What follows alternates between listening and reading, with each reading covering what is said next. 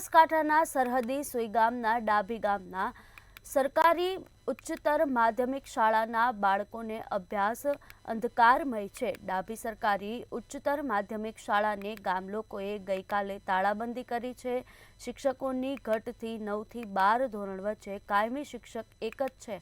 પરિણામે શાળામાં યોગ્ય રીતે શિક્ષણ બાળકોને મળતું જ નથી।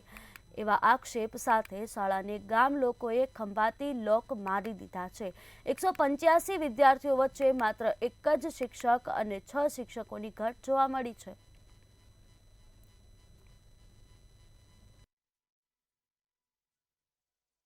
આ સ્કૂલની અંદર સૌથી છોકરાઓ કરતાં વધારે છોકરીઓની સંખ્યા છે। 70% દીકરીઓની સંખ્યા છે અને 30% છોકરાઓ છે।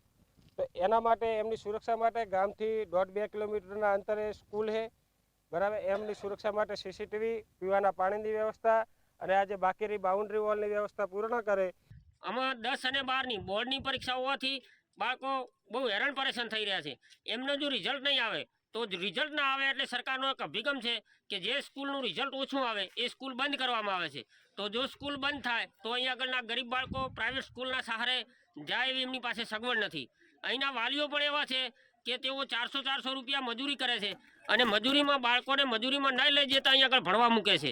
તો એ પણ અહીં આગળ ખાસ મહત્વનો મુદ્દો છે। સુઈગામ તાલુકાનું આ ડાભી ગામ છે। આ ડાભી ગામની માધ્યમિક ઉચ્ચતર માધ્યમિક શાળાના જે ગામ લોકોએ તાળાબંધી કરી છે।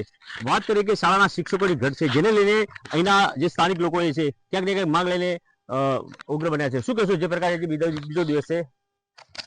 આ બીજો દિવસ છે એટલે અમારી માગોને અમે આધીન છીએ કે અમારી માગો પૂરી કરે અને જલ્દીમાં જલ્દી અમારી માગો પૂરી થાય અને સત્વરે આ બાળકોનું ભવિષ્ય સાથે ચેડા ન થાય અને તાત્કાલિક આ શાળા ખુલે અને જે 7નો મેકઅપ પ્રમાણે પટાવાળાની તેમજ શિક્ષકોની, આચાર્યની બધી પણ ભરતી કરી અને અમારી શાળા રાબેતા મુજબ ચાલુ થાય એ જ અમારી માંગ છે।